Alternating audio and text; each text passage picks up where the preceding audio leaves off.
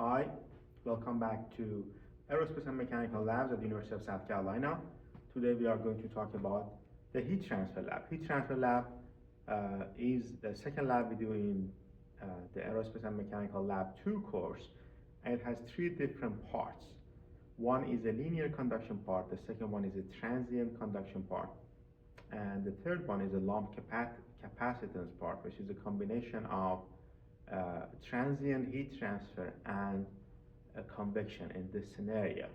The first lab is going to take a little bit of time, so you have to bear with it, but the second and third labs are going to be, a part of the lab are going to be done very fast. They're going to be very smooth. So we are going to talk about each lab separately. So this video is going to have three parts. Let's begin with the first part, which is the steady state linear conduction.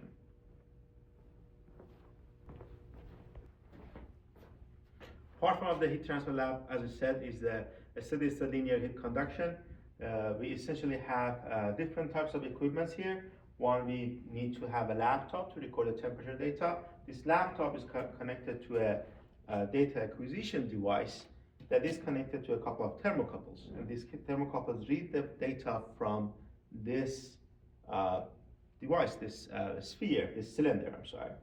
And as you can see, there are different thermocouples installed at different parts of this sphere, which essentially means that we are going to read temperature at different parts of the sphere, different locations of the sphere. And then this sphere itself is connected to a power supply, which is going to feed power to the top of it, and it is connected to a cooling mechanism that is cooled by the regular tap water that we have here. So the idea is we are going to provide power to the top, heat to the top, and we are going to remove heat from the bottom. And if you let the system run for like 20 to 30 minutes, it will reach a steady state solution. What does a steady state solution mean? It means that the changes of temperature over time for each of the thermocouples is going to become zero. Changes of temperature over time for each of the thermocouples is going to become zero. But the temperature each thermocouple reads is going to differ from each other. And that using those temperatures, you can calculate the conductivity of the material that is inside this insulation. So this white thing that you see is an insulation. And this is a type of a specimen we have. This one is an aluminum one, but the one that we have inside there is a brass one. So we can also replace it with the aluminum to measure the conductivity of an aluminum. Okay, so let's begin. The first thing we want to do is to essentially turn on the cooling of the system. The cooling, let me turn the camera. It's just tap water, as I said, connected right there. So you turn on the cooling. You want to make sure that the water goes and comes from here. Okay. And let me turn the camera on again. We are going to turn on the heating. Let me actually move the camera to the side so you can see what I am doing. Right here. There is a power button. Turn the power on. Here it will show you a value. This value is the voltage value. We can turn the knob to read the current. And if you want to know how much power, how much essentially heat you are providing to this, to the heating part, to the top of it, you have to multiply voltage by current. That will give you V multiplied by I, will give you power. So right now I'm reading 10 volts and 0.95 amperes, so around 10 watts. So, but before doing all of this, we should have started the laptop because we want to see the changes in temperature. So I'm going to stop the video here and I'm going to do a screen record of the laptop so we know what to do with the software. Okay, I decided against the screen recording because this way we can actually see the sensors and everything we are reading. Again, this is the power supply. You can see, it can turn the knob. I'm reading voltage right now, and I can turn it up to current. And these values you see right here, these are supposed to be temperatures. But our thermocouples are not installed here, installed on this data acquisition device. So the temperature value you see here is a nonsensical value. You don't really need to think about this value. The reason we use this DAQ instead of the thermocouples that are provided, temperature sensor that are provided by on the power supply unit we have, is because we want to actually see the evolution of temperature, changes in temperature over time, temporal change of temperature. Okay, so this is the DAQ. These are the thermocouples, and the thermocouples are installed at different locations, so you can see. Okay, and the software we want to use is called DAQ-EMCH. It is on the desktop. Double click on it, open. You don't really need to open any recent data files. You can just do a new configuration. We can do it automatically or manually. I'm going to do it manually so we can learn every step of it. So right now, this is going to show us the sensors, available devices, and our device is already connected, as you can see. So we should be able to see the device that we have. Okay. This is a device that it has found, USB device. I'm going to double click on this, and it is going to go to the setup page. So in the setup page, we just have to change the number of channels that are important to us. Right now, again, we have 8 thermocouples.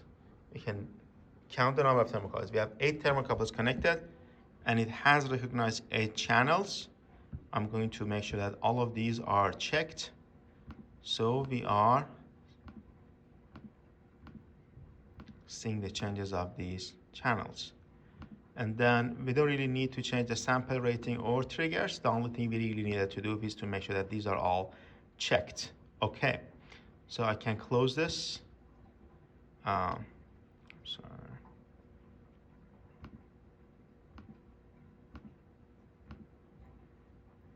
And we can add a display. By click on this, we want to see the changes over time, so just a scaler is not going to cut it for us. The first option is a scaler. I'm going to choose the second option. Second or third option are going to work fine with us for us. I can drag and drop it here, and this can show the temperature. The x-axis here is time, y-axis is temperature. If I hit run, it will start showing me temperatures. We actually have to drag channels. I'm sorry. Let me drag all of the channels. I have to stop the recording. So I need 2 hands to select all the channels and then drag and drop. We can't drag and drop on a running thing already. So we can see the temperatures at this point in time. 15 degrees for the lowest one, that is closest to the cooling, and then up to 33 degrees, and then we can hit run. Okay, so the movement here on the x-axis is very quickly. We can actually zoom out. See, it tells us what is the range of the x-axis. Is it at 30 seconds right now? I want to go to a couple of minutes. You can see that the changes, there are a little bit of changes. We still have heating happening right now. We have to make sure that we wait enough time for the changes to stop, which essentially means that you have to wait for 20 minutes, 20 plus minutes. I would say between 20 and 30 minutes. So while you're waiting for this, to happen, for the steady state conditions to happen, again, steady state conditions are conditions which happen, steady state conditions mean that there are not going to be any changes of temperature over time at each thermocouple. So this line, all of these lines have to become flat lines, okay? So while we're waiting for this, let's do the rest of the lab. Let's begin the second lab while we're waiting for the first lab to reach a steady state condition. So second lab has a couple of parts. We do need a fan, as you can see here, and we do need these stands. These are the thermocouple stands. There's nothing special about them. There's just, you have to leave a thermocouple on them for it to cool down. And then we have these temperature probes. So we did use J-type thermocouples for the previous one. These are called K-type thermocouples. Okay, so we are going to heat this up using these electric kettles. I have filled this electric kettle with water. You can open the electric kettle door, or you can just leave it in the designated area. So since we want to heat up two different temperature probes, just have to make sure that the kettle is plugged in and is set on high. I'm just going to leave them inside. So the idea is we heat up these temperature probes. These are connected to my data acquisition device, and I can track the temperature using this computer. So the username for all of the lab computers is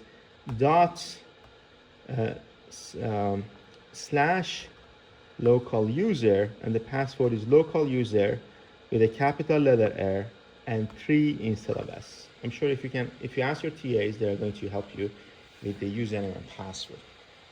Okay, so we are heating this up, and we are going to leave one of the probes on this stand to cool down using just regular air, and we are going to leave the other one on this stand, which has a fan, and we are going to cool it down with a fan. I think intuitively we do all know that the one that has a fan running on it is going to cool down faster.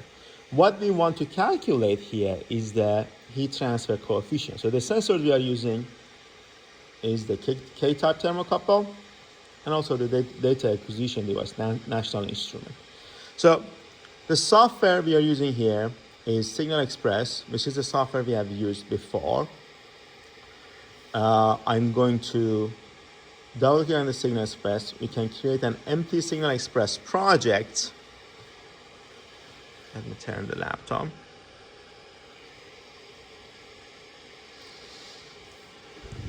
You can add a step. We want to acquire signal. Let me zoom in. We want to acquire signal. And this is a DAQ signal. The signal, we are receiving the signal from a data acquisition device. This is an analog input temperature. As you can see, the temperature is right here. We have a couple of other options. And the temperature probe we are using here is a thermocouple. Okay. It will ask us which channels are these thermocouples installed on. You have to look at your data acquisition device, which is, I've moved it right here. You can see the channels are numbered. We have connected our temperature probe thermocouple to channel 0 and channel 1. Okay, so I'm going to select channel 0, channel 1. Yeah. Then you have to set this up. So we have the signal input range for both channels. It's between 0 and 100. Thermocouple type, it says J here. We have to change this to K because this is the K-type thermocouple we are using for both of them. What happens if you don't change it? Your results are just going to be a little less accurate, but you're not going to see that big of a difference. Okay, and then you can track the temperature right here. We want to see the temperature in a chart. Okay, so if I click this run, it will start tracking the temperature. But running is not enough for me because I want to use this data later on to calculate the heat transfer coefficient based on the equations that are given to you in the lecture notes. So I'm going to run and then hit record. I'm just going to give it a minute so it can start running. You can see it says running right here, but we don't really see any type of data, which means that it is still thinking. Yep. So it gives us an error, but it is giving us a temperature. So the temperature right now is it's close to 100 degrees Celsius. And we did set the range to be at 100 degrees Celsius, which might mean that our temperatures are higher than 100 degrees Celsius, which is, I guess, somewhat impossible. So let's change this to a table and see what the values. The values we are reading is 98. So I would say it's close to 100. We are still within the range. And the next step is to hit record. because we want to make sure that we keep track of this data and we have this data written somewhere. You have to check the thermocouple and hit OK. So we're recording this data right now, and we are at 90 degrees Celsius. Let me zoom out. See, the water is boiling. I'm going to turn off the kettle because we don't want to hurt ourselves. And when it stops boiling, I'm going to take one of these and put them on top of on one of the stands. You want to make sure that it is just stops there, doesn't move, right? Starts cooling down. And then I'm going to put another one in front of the fan.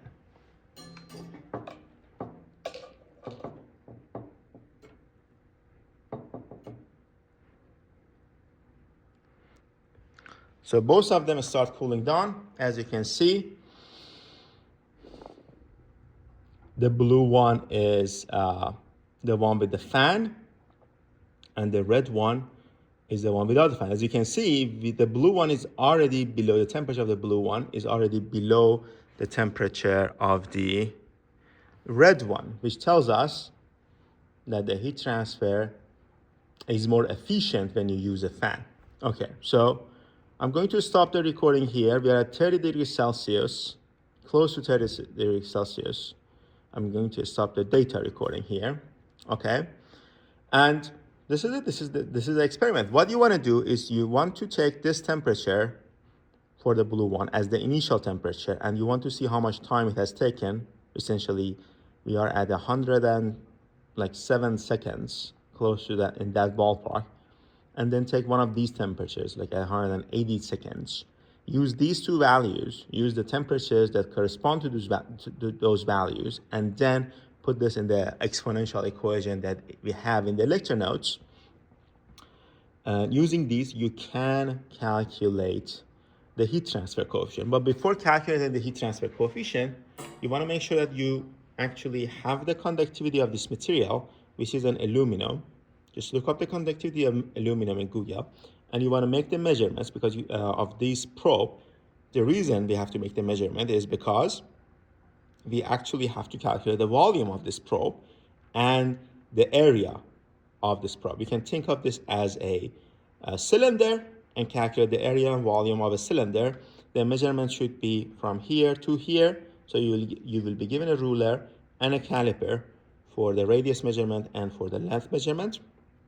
And then you can go home and do the calculation. So you have to look up the conductivity of aluminum. You have to measure this length and the radius of the probe, and then you can do your calculations. Don't forget, you actually have to calculate the Boyle number to see if the assumption we have made is correct. And the assumption we have made here is that the conduction inside the probe happens at a much faster rate compared to the convection with the outside ambient temperature. So we can neglect the conduction heat transfer. Okay, so let's do the last one. Let's do the part 3 of the heat transfer experiment. Before doing part 3, let's take a look at the changes of temperature here. Temperature changes, you can see there is this, non-flat line, which is indicating a temperature change. We have not reached a steady state condition yet. And from the time of recording, we have had like 30 minutes. But we did run this before recording the temperature, meaning that it has probably been 20 minutes from the time I started the experiment, which tells us we have to wait a little longer than 20 minutes. I guess 30 minutes should be more than enough. This is the last part of the heat transfer experiment. We are going to use the C-therm device to measure the conductivity of a couple of different materials and then do a statistical analysis on the conductivity we have measured. Make sure to watch the lecture notes to know how to do all of this analysis and use which equation to use for what part of it. So the sensor we are using here is this sensor. It's a C-therm sensor. It's a conduction measurement, is a transient conduction measurement sensor. And this sensor provides just a little bit of electric pulse to our sample. And this is, we have 3 different samples here. You can choose either of them. This one is a ceramic pyroceram sample. We want to use this one. So essentially, you put it on top here. You want to make sure that there is an insulation on top of it, and then you put some weight on it. And we provide some electric pulse to our sample, and then we measure the temperature change. Based on the temperature change, we can measure the conductivity of material at different points in time. This is an equipment that is used frequently in different research labs. Whenever you want to calculate the conductivity of any hard material, you can use this equipment. So this is our sensor. Sensor sends the data to here, and all of the conversions and calculations are done in here, and then everything is sent to the computer, which has a software called TCI4 installed on it, and we can see all of the results. So in addition to conductivity, this actually does calculate effusivity for us as well, but we are not really interested in the values of effusivity. So the only thing we are interested in is the conductivity of the material. There is no password for this, so if it asks you for a password, you just hit OK, and it will go forward. Okay, so we are here, and we want to measure the conductivity of this pyroceram. So if you do a little bit of Google, the conductivity of this should be between 1 to 14 watts per meter Kelvin, right? And as long as we are within this range, we have calculated a fine enough conductivity. The reason there is this huge range is because the conductivity of material depends on the composition of the material and how well defined the grains are. I mean, it's a material science thing. And it also depends on the room temperature and whatnot. So as long as we are within this range, we should be fine. Okay. And when you put it on the sensor, there will be a contact resistance. So there will be air bubbles trapped between this and the sensor, the material and the sensor. And to reduce the thermal resistance, we add this weight on top, and you have to make sure that there is insulation between these two, because we don't want to have any heat transfer between our weight and the sample. But we also are going to add a contact agent. So we're essentially going to induce thermal resistance, but using a material we know about. And we can use glycol, that's right here, or just simple water for our contact resistance. We are going to call this a contact agent. So we have this thing. I'm going to fill it with water and pour just a little bit of water on top of my sensor. Okay. Then we are ready to do the experiment. I'm going to put this on top of the sensor and put my insulation, put weight on top of it. And I'm going to come to this software. Let me move the camera so we can see what's going on with the software. Okay, so we can see the software. You want to come here, add a new test. It asks you what type of project you want to do. It always gives you the default project, and we want to do the default project. It asks you the type of material we have. We have a couple of different materials. We have ceramics, we have like glass, Pyrex, which is, and we also have a foam. Like for this Pyrex and the pyroceram, we have to choose ceramics. But for the other one, we have the LAF one, we have to use foam. I'm using the ceramic one, so pyroceram one. So let's just do this. And then it is asking us to choose a material group. We want to choose the reference material, pyroceram right here.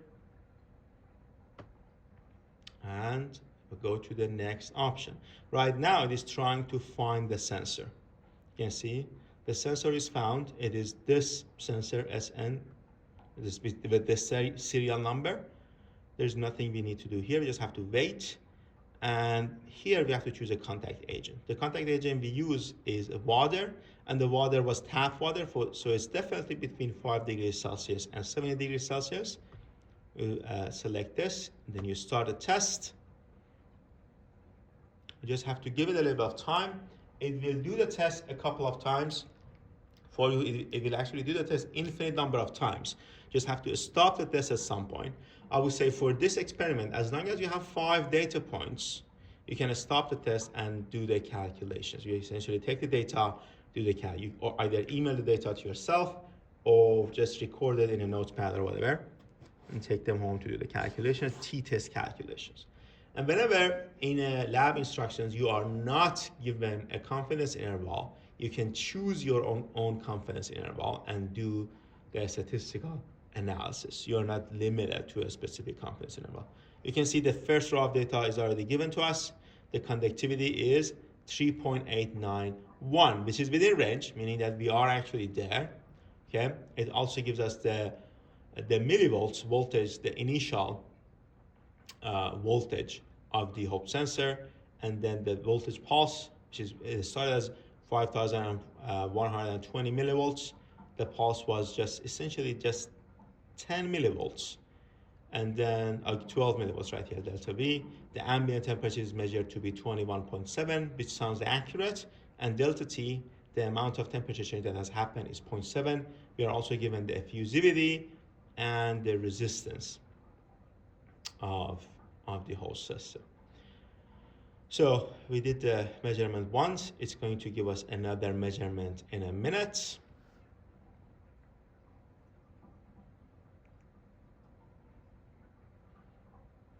This test shouldn't take you more than 5-6 minutes. But you don't really, as long as you set it up and you let it run, you don't really need to wait for it. Okay, yeah, we have the second row of data. So for the second time, it did calculate the conductivity of 3.928, which shows a little bit of variation, meaning that we definitely need to do some statistical analysis. I'm going to stop the test right here. And we are going to mark this as a valid test because the values we have calculated are within range. And we are going to check the steady state solution again. Okay, so you can see we had a lot of variation right here, but the variations, the changes have damped down, meaning that we should be able to accept this as a steady state solution. One point of caution is that I want you to start running this, meaning that you start capturing the temperature before starting the experiment. This is very important because we want to have the temperature variation from the beginning. It will show a bigger variation. But essentially, we can stop this right here, and we can just export the data. See? You click this gear button, export data, and it will tell you where it is being exported to. I want to put it in desktop. So you can change the range. You can do a lot of things with this, but at this point, we don't really care about this. Data is right here. I'm recording this at January 29th, so of 2025. Data is given to us. You can see all of the temperatures and all of the times. This is your time. These are the temperatures. It only exported 4 channels out of the 7.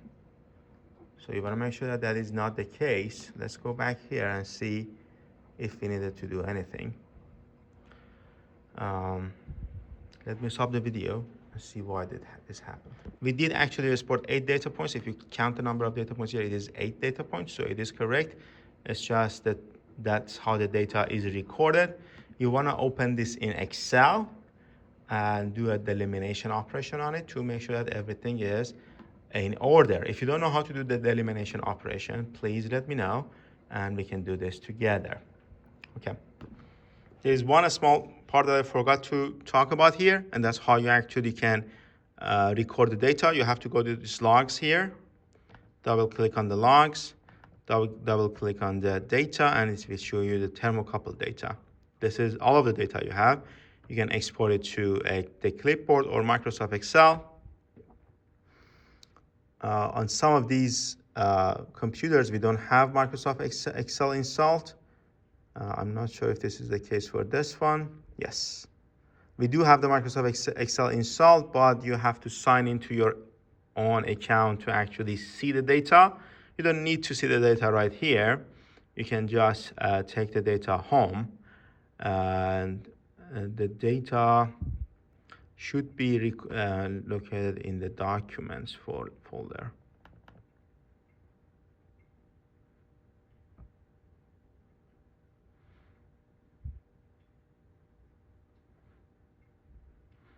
But if you don't really know how the data is, where the data is located, you can actually go back and right click on this and export. Or we can export to convert to text. And then it will ask you, where do you want to record the data? I want to record it on the desktop.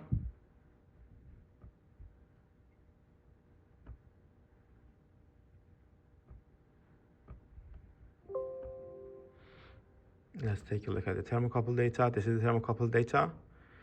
We have the temperature. And then it gives you delta T, which is half a second. So we don't really need to have the time data. You can just create for each of the columns, you know that for this one, the time is 0. For this other one, time is 0.564 seconds, and so on and so forth. This is everything we needed to know for the heat transfer lab. Please let me know if you have any questions, or please let your TA know if you have any questions or if you have any problems with the lab, and we are here to help you.